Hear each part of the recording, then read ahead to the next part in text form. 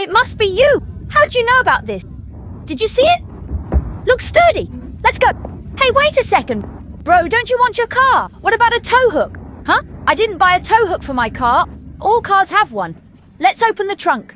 Under this panel are tools. See this round thing? It's the tow hook. There's a small cover in front of the car. Look, right here. We can remove it easily with our hands. Insert the hook. Tighten it counterclockwise. Let's fold this tow rope and thread it through the hook. Long one's main rope, short one's secondary. Pull the main rope from this loop and tighten. Wrap secondary around main, fold, thread through top loop. Now we tighten the main rope. This is called the ox knot. Even oxen can't undo it. To untie, just grab the secondary and pull gently. See? Easy. How about that? Pretty simple, right? Follow us to learn new things every day.